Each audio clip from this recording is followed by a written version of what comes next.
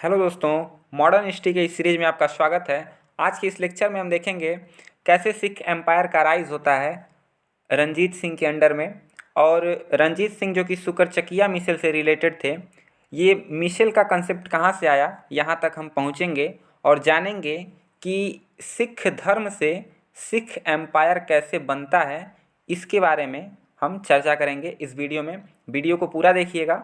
Video अच्छा लगे तो कमेंट करके ज़रूर बताइएगा। आइए चलते हैं अब rise of Sikh empire under Ranjit Singh. ये रंजीत सिंह के अंडर में जो सिख एम्पायर फला फूला, उसके पहले हम सिख एम्पायर अर्थात सिख धर्म का इतिहास थोड़ा सा जान लेते हैं कि पहले का क्या बैकग्राउंड रहा सिखों का। ठीक है, हम चर्चा करते हैं सिख धर्म के इतिहास के बारे में। तो सिख धर्म, इसकी स्थापना जो है, इसके संस्थापक गुरु नानक जी को माना जाता है, जो कि इसके संस्थापक थे। इनका जन्म देखेंगे तो 1469 ईस्वी में ननकाना साहब, जो प्रेजेंट में पाकिस्तान में स्थित है, वहाँ पे इनका जन्म हुआ था। और जब इनका जन्म हुआ था तो भारत और पाकिस्तान, चूँकि पहले अखंड भारत में पाकिस्तान भी सम्मिलित था, तो आप देखेंगे भारत में दिल्ली सल्तनत में मुसलमानों का वहाँ पे शासन था।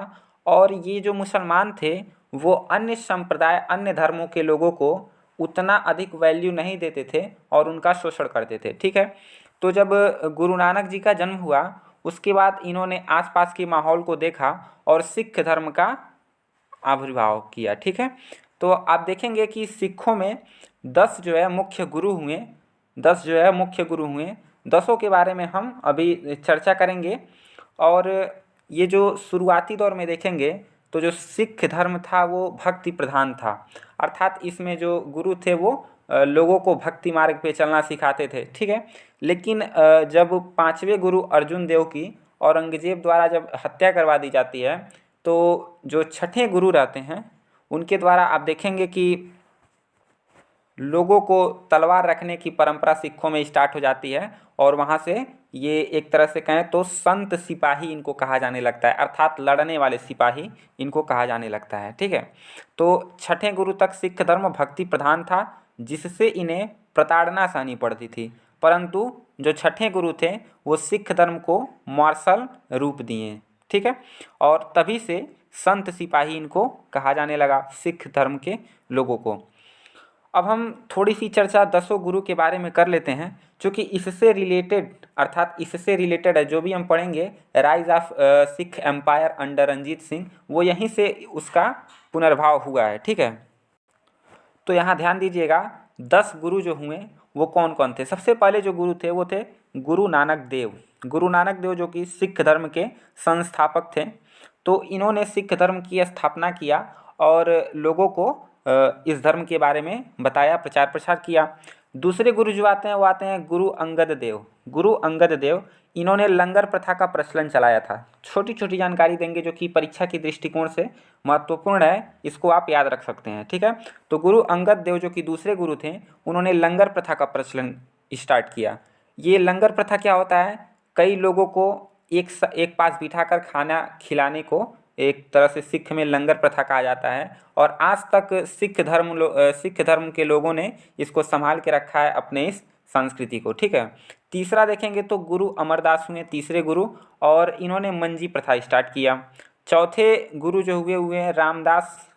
रामदास के बारे में एक कहानी है कि अकबर ने इनको 5 बीघा ज़मीन दिया था। ठीक है, गुरु रामदास को, और उसी के नाम पे, जो इन्हीं के नाम पे, रामदास के नाम पे ही इन्होंने एक नगर बसाया था जिसका नाम था रामदासपुर। ठीक है, तो अकबर ने जो 5 बीघा ज़मीन दिया था उसी में इन्होंने गुरु रामदासपुर नगर का निर्माण कराया था। ठीक है, 5वें जो गुरु आते हैं वो हैं गुरु अर्जुन देव।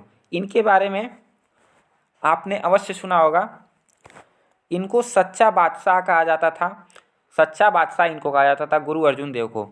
खुसरो को समर्थन देने की वजह से जहांगीर ने इनको मृत्यु दंड दे दिया।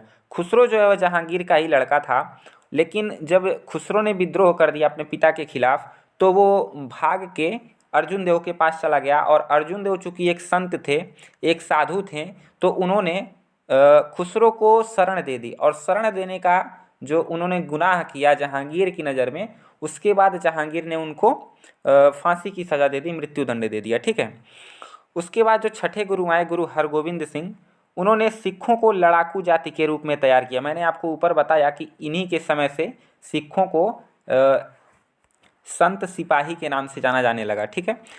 जो सातवें गुरु और आठवें गुरु थे गुरु हरराय और गुरु हरकिशन, इन दोनों लोगों में उत्तराधिकार की लड़ाई होती रही। इन दोनों के बीच भी एक दो और गुरु आए, लेकिन ये दो गुरु मुख्य हैं। फिर जो नौवें गुरु आए वो हैं गुरु तेग बहादुर। गुरु तेग बहादुर, इनकी हत्या औरंगजेब के द्वारा करा दी जाती है। क्यों करा दी जाती है? क्योंकि औरंगजेब के समय औरंगजेब गुरु तेग बहादुर को इस्लाम धर्म ग्रहण करने की, इस्लाम धर्म को स्वीकार करने की उनसे मांग करता है और कहता है उनसे कि आप इस्लाम धर्म स्वीकार कर लीजिए, लेकिन गुरु तेग बहादुर मना कर देते हैं और इसी की वजह से औरंगजेब उनकी हत्या करवा देता है। ठीक है।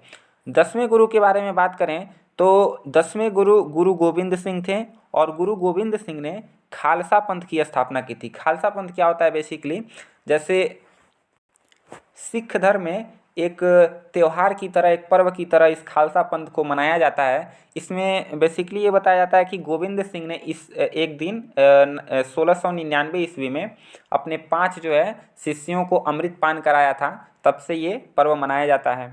ठीक है। तो गुरु गोविंद सिंह थे 10वें गुरु। और अंतिम गुरु गुरु गोविंद सिंह जो थे, उन्होंने अपनी मृत्यु के समय, इनकी मृत्यु नांदेड़ में हुई थी, तो इनका एक शिष्य था जिसका नाम बंदा बहादुर था। तो जो गुरु गोविंद सिंह थे, उन्होंने अपनी मृत्यु के समय जो बंदा बहादुर थे, बंदा बहादुर को सिखों का नेता के रूप में उनको चुना था, बंदा बहादुर को। और सिख धर्म वालों लोगों से कहा था कि आज के बाद, मतलब अब से मेरे बाद अब कोई गुरु नहीं आएगा और ये जो बंदा बहादुर हैं यही आपके नेता के रूप में रहेंगे। ठीक है। और जो गुरु ग्रंथ साहिब है वही जो है उसी को बंदा बहादुर फॉलो करेंगे। ठीक है। अब आप आगे देखेंगे कि गुरु गोविंद साहब के बाद बंदा बहादुर जो है सिखों का नेतृत्व करते हैं। अब यहाँ पे देखिए, गुरु गोविंद सिंह के बाद कोई गुरु नहीं बचा और बंदा बहादुर सिख नेता के रूप में सामने आए। 1707 ईस्वी में आप जानते हैं कि औरंगजेब की मृत्यु हो जाती है और बंदा बहादुर जो है वो पंजाब में सिख स्टेट स्थापित करने का प्रयास करने लगते हैं। जब औरंगजेब जो है, औरंगजेब की मृत्यु होती है तो मुग़ल सत्ता कमज़ोर पड़ने लगती है। इसकी वजह से जो अन्य छोटे छोटे राज्य रहते हैं वो स्वतंत्र होने लगते हैं। इसी में जो बंदा बहादुर हैं वो भी जो है एक सिख स्टेट जो है स्थापित करने की कोशिश करने लगते हैं। लेकिन जो बंदा बहादुर का वास्तविक नाम था वो लक्ष्मण दास था। ठीक है। ये जो गुरु गोविंद सिंह थे, 10वें गुरु जो थे, उनके शिष्य थे। ये मराठी थे। क्या थे? मराठी थे। इसीलिए जो सिख लोग थे उनका इन पे विश्वास नहीं बन सका और वे ही लोग इनके सपोर्ट में नहीं आ सके। ठीक है। तो अंत में देखेंगे तो मुग़ल सेना जो थी वो मुग़ल के सेनाओं के द्वारा ये मारे जाते हैं और बंदा बहादुर का खेल भी ख़त्म हो जाता है। ठीक है। अब आगे देखिए, अब इनकी मृत्यु के बाद क्या होता है बेसिकली आप देखेंगे तो पंजाब में जो सिख हैं वो धूमिल पड़ने लगते हैं और बंदा बहादुर द्वारा बनाए गए जो खालसा सरकार रहती है, अब चूँकि जब बंदा बहादुर की मृत्यु हो गई तो वहाँ पे कोई नेतृत्वकर्ता के रूप में नहीं बचता है, लेकिन बंदा बहादुर के द्वारा एक खालसा सरकार बनाई गई होती है। खालसा सरकार एक समूह रहता है, उसके जो सदस्य रहते हैं वो प्रतिवर्ष गोल्डन टेम्पल अमृतसर में जो है वहाँ पे एकत्रित होकर एक तरह से मीटिंग करते रहते थे हमेशा। ठीक है। और उसको हम शरबत ए खालसा के नाम से जानते हैं। ये पेपर के लिए आपके इम्पोर्टेंट है, शरबत ए खालसा के नाम से जाना जाते थे। ठीक है। तो खालसा सरकार के सदस्य मिलते रहते थे। लेकिन आप देखेंगे जैसे जैसे विदेशी आक्रमणों का भय उत्पन्न होता है, आप देखेंगे नादिर शाह का आक्रमण 1739 ईस्वी में होता है, उसके बाद अहमद शाह अब्दाली आक्रमण करता है। तो धीरे धीरे जैसे ही विदेशी आक्रमणकारियों का आक्रांता बढ़ता जाता है तो इससे पंजाब में एक तरह से सनसनी फैल जाती है और किसी प्रकार का नेतृत्व न होने की वजह से पंजाब में हमेशा जो है वो हलचल मची रहती है। ठीक है। तो इसी के रूप में विदेशी आक्रमणों की वजह से पंजाब में टेंशन फैला हुआ था और उसी समय कपूर सिंह, ये नाम आपको याद रखना है क्योंकि ये एक तरह से कहा जाए तो सिख में एक चेंजिंग पॉइंट है। कपूर सिंह सामने आते हैं और इन्होंने दल खालसा स्थापित किया। क्या स्थापित किया? दल खालसा। दल खालसा क्या था? बेसिकली सिख पंजाब में जो है वो अलग अलग दल बना दिए जाते हैं, अलग अलग क्षेत्रों में अलग अलग दल के लोग रख दिए जाते हैं और वो उस क्षेत्र की देख रेख करते हैं। ठीक है। तो ये दल खालसा जो है स्थापित करते हैं कौन? कपूर सिंह। अब आइए आगे देखते हैं। आप चाहें तो स्क्रीनशॉट ले सकते हैं इस नोट्स का। अब हम बात करते हैं खालसा दल की। तो जो खालसा दल रहता है वो अलग अलग क्षेत्रों में बंट जाता है और अलग अलग क्षेत्र की देख रेख करते हैं, ठीक है। लेकिन कोई भी देख रेख कब तक करेगा, फ्री में तो कोई काम हो ही नहीं सकता, उन लोगों के भी परिवार होंगे। तो इसकी वजह से आप देखेंगे यहाँ पे टैक्सेशन का प्रचलन स्टार्ट हो जाता है। लोग कर के रूप में पैसे देते हैं उन दल वालों को, और उसके बदले वो लोग जो है उनका संरक्षण करते हैं, ठीक है। तो ये राखी ट्रेडिशन, एक इसको नाम दिया जाता है राखी ट्रेडिशन का नाम। और राखी ट्रेडिशन में बेसिकली क्या होता है कि लोग जो है पैसे के बदले अर्थात कर के बदले उन लोगों की संरक्षण करते हैं, ठीक है, सिखों का। तो यही जो अंततः 18वीं शताब्दी तक आप देखेंगे राखी ट्रेडिशन की वजह से कर का वसूलना, ये इन सारी चीज़ों की वजह से मिसल का निर्माण होता है। और 18वीं शताब्दी के अंत तक 12 मिसल जो है मुख्य रूप से सामने उभर के आती हैं। 12 मिसल, 12 मिसल में से एक मिसल था सुकरचकिया मिसल, जिसके एक प्रमुख महाराजा का आप नाम सुनते हैं रणजीत सिंह। मैंने आपको स्टार्टिंग में ही इंट्रोडक्शन में आपको बताया था कि जो महाराजा रणजीत सिंह थे वो सुकरचकिया मिसल के थे। तो ये जो सुकरचकिया मिसल आया उसके पीछे का इतिहास मैंने आपको बता दिया। जो मैंने आपको पीछे स्लाइड में बताया था वो सुकरचकिया मिसल का पीछे का इतिहास था, और ये यहाँ पे रणजीत सिंह का उद्भव होता है, ठीक है। रणजीत सिंह जो कि एक बहुत ही योग्य और कहें तो कार्यकुशल व्यक्ति थे, व्यक्ति नहीं इनको व्यक्तित्व कहा जा सकता है। भारत में आप देखेंगे पूरे एशिया में इनकी जो सेना थी वो दूसरे नंबर पे सबसे बड़ी सेना थी इनकी, ठीक है, पूरे एशिया में। पहले नंबर पे ईस्ट इंडिया कंपनी की सेना थी और दूसरे नंबर पे सबसे बड़ी सेना थी। चूँकि इनका बैकग्राउंड बहुत ही लो लेवल का था और ये बहुत ऊंचाई तक गए, लेकिन फिर भी इनको हम राजनीतिज्ञ और कार्यकुशलता इनकी देखते हुए ये नहीं कह सकते हैं कि ये बहुत अधिक राजनीतिज्ञ थे। ये दूरदर्शी नहीं थे। क्यों नहीं थे, आप देखेंगे इनकी मृत्यु के बाद, अभी मैं आपको बताऊंगा कि इनकी मृत्यु के बाद इनका सारा का सारा जो साम्राज्य था वो बड़ी तेज़ी से टूट गया और उसका बहुत जल्दी पतन हो गया, ठीक है। आइए थोड़ा सा रणजीत सिंह के बारे में जानते हैं। तो रणजीत सिंह की पॉलिसी थी अपीजमेंट एंड एग्रेशन। अपीजमेंट का मतलब क्या होता है कि कोई भी अगर दो पार्टी लड़ाई कर रही है, युद्ध कर रही है, तो उनके बीच बातचीत करके मसले को शांत कराना और उनके बदले जो है उनसे लाभ लेना, ठीक है, ये रहता है अपीजमेंट। और एग्रेशन, जो नहीं मानता था उसके विरुद्ध वो युद्ध करते थे, ठीक है। तो रणजीत सिंह की ये पॉलिसी थी अपीजमेंट एंड एग्रेशन की पॉलिसी। अब रणजीत सिंह ने कौन कौन से क्षेत्र जीते, कौन कौन से क्षेत्र कॉन्क्वेस्ट किए, इसके बारे में थोड़ी सी जानकारी हम ले लेते हैं। आप देखेंगे सबसे पहला जो क्षेत्र था लाहौर। लाहौर को जमन शाह ने रणजीत सिंह को भेंट के रूप में दिया था। ये घटना आप इसको कहानी के रूप में समझिए। जमन शाह एक ईरान का शासक था। वो भारत में आक्रमण जब किया एक बार, तो भारत में आक्रमण करके लौटते समय उसकी कुछ जो तोपें थीं वो चिनाब नदी में गिर गईं, ठीक है। उसकी कुछ तोपें, कुछ बारूदें जो हैं वो चिनाब नदी में गिर गईं और उन बारूदों को रणजीत सिंह ने निकलवा के पुनः जमान शाह को, ये जो जमन शाह था, इसके वहाँ भिजवा दिया रणजीत सिंह ने, ठीक है। तो रणजीत सिंह के इस काम से जमान शाह बहुत खुश हुआ और उनको लाहौर की जिम्मेदारी दे दी और लाहौर जो है रणजीत सिंह के हाथ में आ गया। दूसरा आप देखेंगे कश्मीर और लद्दाख। यहाँ पे डोगरा शासक थे कश्मीर और लद्दाख में, उनके साथ रणजीत सिंह ने अलायंस कर ली, संधि कर ली, उनके मित्र बन गए। तो एक तरह से कश्मीर और लद्दाख भी रणजीत सिंह के अंडर ही आ गया, ठीक है। अमृतसर में आप देखेंगे 1809 ईस्वी में उन्होंने जो है उसको जीता और पेशावर को उन्होंने ऑक्यूपाइड कर लिया। तो मुख्य रूप से लाहौर, कश्मीर, अमृतसर और पेशावर 4 क्षेत्रों को उन्होंने जीत लिया और एक तरह से कहा जाए तो सिखों के लिए एक स्टेट बनाया, एक सीमा जो है आइडेंटिफाई किया सिखों के लिए एक स्टेट के रूप में, ठीक है। लेकिन रणजीत सिंह की मृत्यु के बाद आप देखेंगे अयोग्य उत्तराधिकारी आते हैं, जिनकी वजह से सिख जो हैं वो सिख साम्राज्य पूरी तरह से ध्वस्त हो जाता है और एंग्लो सिख वार भी होता है, जिसको हम अगली वीडियो में देखेंगे। अभी हम केवल रणजीत सिंह के बारे में पढ़ रहे हैं और कौन कौन सी उन्होंने युद्ध लड़े, कॉन्क्विस्ट क्या क्या किया। तो मैंने आपको बताया कि लाहौर, कश्मीर, लद्दाख, अमृतसर और पेशावर, ये सारे क्षेत्र जितने भी थे उन्होंने कॉन्क्विस्ट किए। अब हम देख लेते हैं कि रणजीत सिंह जो थे उनके एडमिनिस्ट्रेशन के बारे में, उनका कैसा जो है उनके स्टेट में कैसे एडमिनिस्ट्रेशन थे उसके बारे में देख लेते हैं, ठीक है। तो सबसे पहला भूमि कर और न्याय देखते हैं। भूमि कर क्या था, जितना भी उत्पादन होता था उनके उनके स्टेट में, अगर कोई कृषि करता है तो जितना भी उत्पादन होता था उसका 30 से 40% जो है वो वसूल लिया जाता था कर के रूप में। और चूंकि उस समय जो आय का मुख्य स्रोत था वो राजस्व ही था, कर ही था, इसी की वजह से 30 से 40% जो है उत्पादन का कर के रूप में वसूला जाता था। और वो भी कठोरता से वसूला जाता था। कठोरता से क्यों?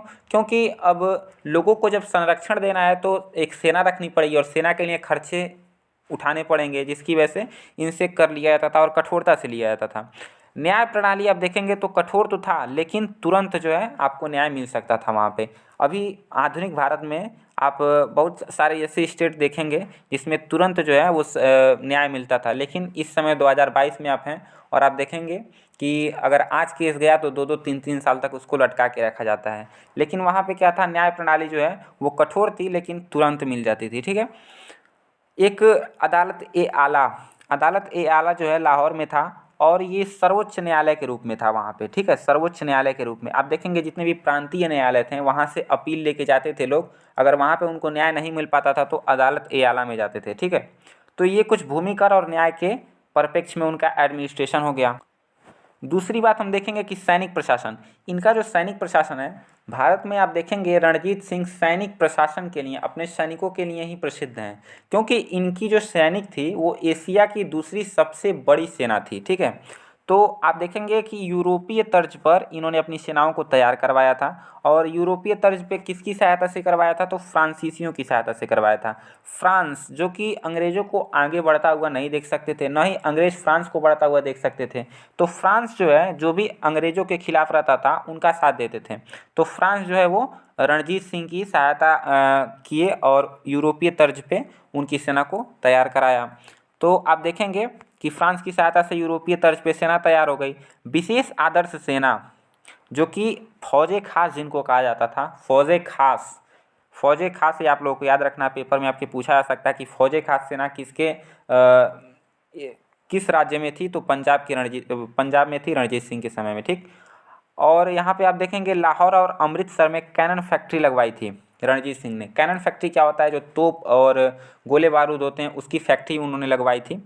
ये भी फ्रांसीसियों की मदद से ही लगी थी। ठीक है, 39 ऑफिसर उनके यूरोपीय देश के थे। वो अन्य देशों के जैसे जर्मनी हुआ, फ्रांस हुआ, इटली हुआ, इन सारे देशों से बहुत सारे ऑफिसर जो है उनको जो है अपने यहाँ काम पे ये रखते थे। ठीक है, यानी कि पंजाब में जो सिख एम्पायर था उसमें बहुत सारे देशों के ऑफिसर, 39 ऑफिसर काम करते थे। ठीक है, जो कि अन्य देश के थे।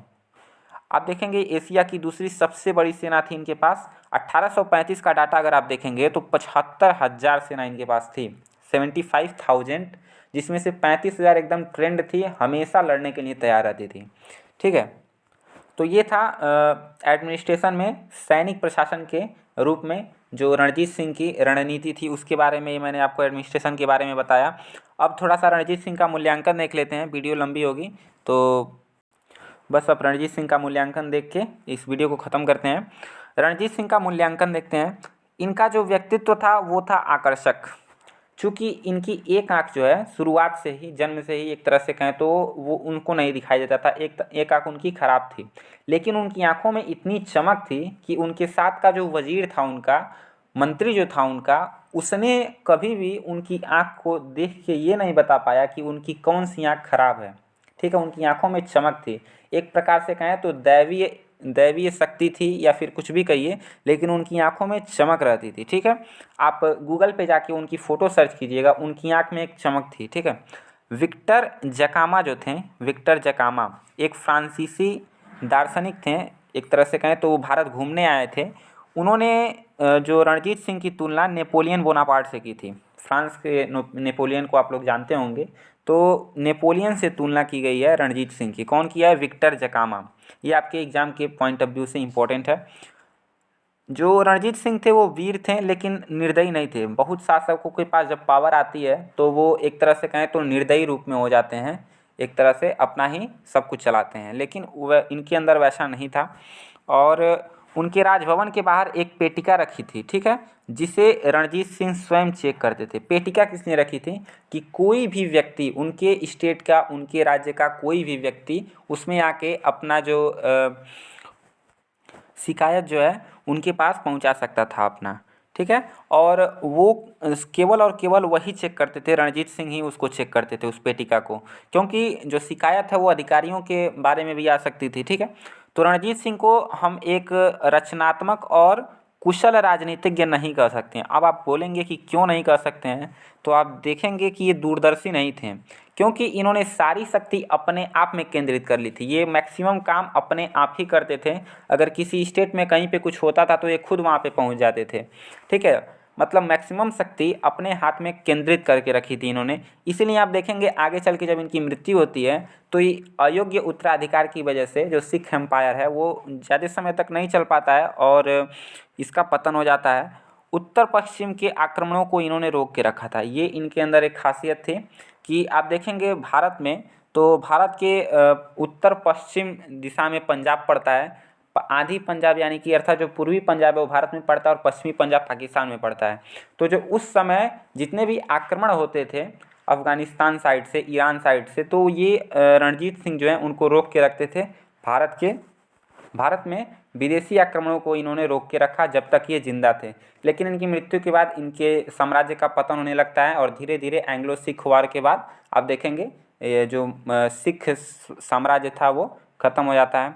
तो ये था रणजीत सिंह के अंडर में सिखों का उत्थान। आप इसका स्क्रीनशॉट ले सकते हैं। और अगले वीडियो में, नेक्स्ट वीडियो में हम देखेंगे कि कैसे फर्स्ट एंग्लो सिख वॉर हुआ, सेकेंड एंग्लो सिख वॉर हुआ और अंततः जो है कैसे सिखों की समाप्ति होती है। फिर मिलते हैं अगले वीडियो में। वीडियो पसंद आए तो कमेंट करके ज़रूर बताइएगा। धन्यवाद।